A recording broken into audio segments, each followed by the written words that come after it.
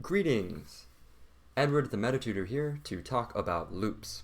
Specifically, in this video, we will be talking about while loops. This is part one of a two-part video.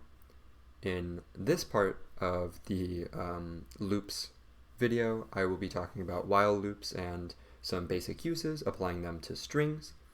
In the second part of this video, I will be talking about accumulators and using them with while loops.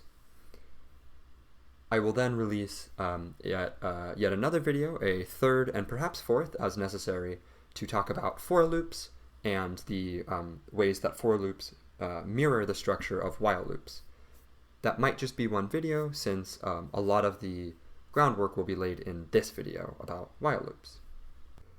The first thing that I want to mention or outline is that loops contain three primary components, the first of which is going to be some sort of iterator variable, which I will also refer to as a counter variable. In addition to an iterator variable, which might look something like that, I equals 0, we will also have a while statement, so that is the keyword, and it's normally attached to the conditional. And so those are two smaller parts of the second part. So the first part is the iterator variable, the second part is the actual while statement. So while statement or keyword, and that also often entails a conditional statement. So plus conditional statement. Something like this, while, and then true could be the conditional statement, but essentially there has to be some sort of expression inside of these parentheses that evaluates to true or false. So a very common one would be something like I is less than 5. That would use our iterator variable. It is convention to use I, and that's simply, by my understanding, because I is the first letter of the word iterator. And to iterate means to loop through something, to repeat a process. And so that's exactly what loops do. Whatever code that we put in here inside the actual while loop is going to repeat. And so make sure that you indent it, as I've highlighted. Make sure to indent, and all we're going to do is we're going to print I. So I'll throw in a little bit of text.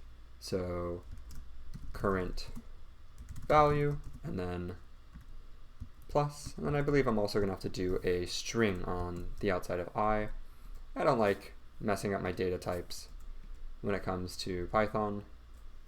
I'm going to play it safe as often as I can. So here's the actual code that we're going to loop, and then the third and final component of the actual structure of the loop. I'm not counting this as part of the loop, it's just the thing that we're looping. The final thing that we need is the incrementer.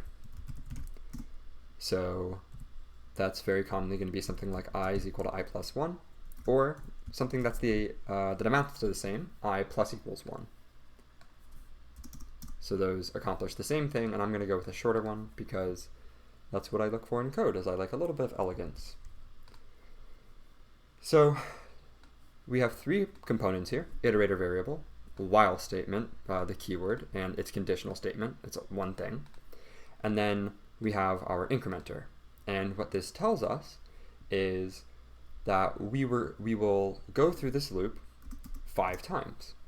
We're starting off with I equals 0. I'll put this as a comment. So I begins as I equals 0, and we'll print that value, so we'll get 0. Then we hit the incrementer, and we'll increase the value to 1, and then the while loop will naturally restart. It'll run all the code that's indented and then restart, and run this conditional and say, okay, well now I is equal to 1, 1 is less than 5, so okay, let's go ahead and run the code. It's going to print 1, great, and it's going to continue until I is equal to 4. And at 4, 4 is less than 5, that is correct. So we're going to print 4, as we should. But then when we increment I to 5, right, it's going to print 4, then it's going to increment 4 plus equals 1, so I becomes 5. 5 is no longer less than 5, and so it's going to exit. And that will be the end of the while loop. And so all that this code will do is it will count 0, 1, 2, 3, 4. If we wanted it to count 5, 1, 2, 3, 4, 5, then we can change that code pretty easily. But let's just go ahead and run this. Oh, looks like my code ran on a different idle. So let's see if, boom, there it is.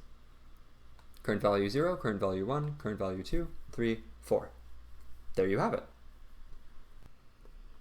We know what the basic structure of a while loop is, but how do we apply that? So very commonly, you will use while loops to manipulate strings or to manipulate lists. So we'll start off by looking at strings. I'm going to get rid of all my comments from this past little bit of code. And there we are. I'm going to keep my iterator, I equals 0. I'm going to keep my while statement. But let's create a string, and let's do something like for every letter in a word, let's print that letter twice.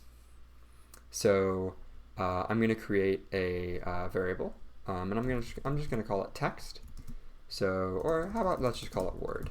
So word equals, let's do metatutor, and what I'm going to do is, instead of I is less than 5, I'm going to do I is less than length of the string word.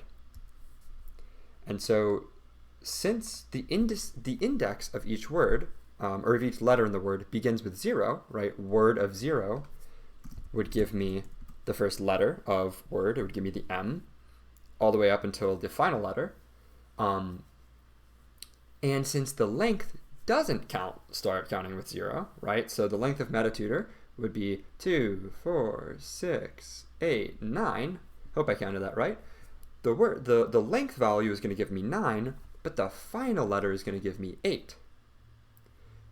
Because this is 0, 1, 2, 3, 4, 5, 6, 7, 8. So 8 is less than 9, which means that while 8 is less than 9 will work, I'll print my final value. I'll increment up to 9, and then it'll stop working. And so it works just like that. I can say I is less than length of word. And instead of doing the current value of I, or printing that, I'm instead going to say current, let's change this to say current letter, and then get a colon, apostrophe, plus, and I no longer have to convert it to a string, which is nice. What I'm going to do is I'm going to type word of I, just like that. And that'll get the current letter. So this code, as it is, will run through and will print each of the letters in the word, which isn't what I said we would do, but let's see it work. Metatutor. All right, now all we have to do is run that code twice. So current letter, let's get rid of that, and then what I said I want to do is I wanted to print each of the letters twice, so let's do word of I plus word of I. And there we have it. Whoops, clicked the wrong thing there. MMEETT, and so on. All right, and then I'm actually kind of, I'm surprised I was able to run with that down there. So those are the basics of string manipulation, but it gets obviously much more complicated from that. The idea though is that now we can look through, for instance, let's say that we wanted to know if a random word passed into a function has a certain letter in it. Well, if the letter is, let's see if a word passed through has the letter A in it. So instead of printing, what we would do is for each of the letters in the word, let's just create a variable for that. Letter equals word of I. So that's the current letter we're looking at. For every iteration of the while loop, that will be the current letter. And I'm just going to see if letter is equal to double equal sign and A. And if so, I'm going to print letter A found. Let me do some little magic there to make sure that that A shows with the quotes. Letter A found. And then print. And let me provide the index as well. So index, and then plus, and then I'm just going to print I again, just so I know, there is an A at that index. And then I want to make sure that my I plus 1 is back here on the regular indent. I don't want it to only indent if I find or only increment if I find the letter A, because then I'm going to get an infinite loop. Because M, for the word metatutor, M is going to give me some issues there.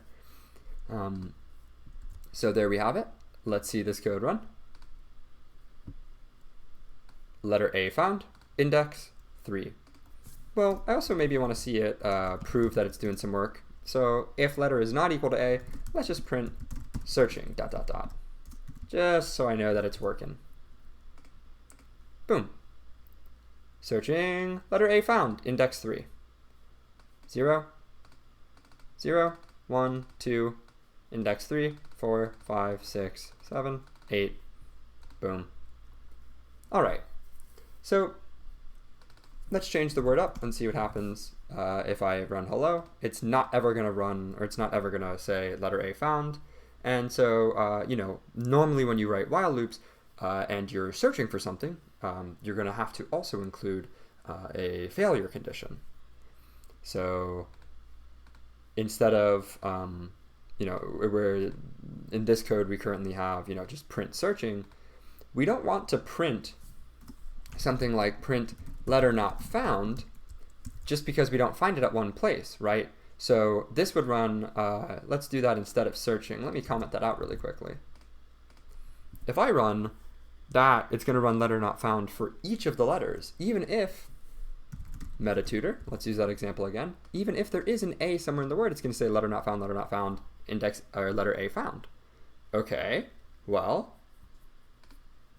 that's a little bit frustrating because we want it to say letter not found only if it isn't found in the whole word.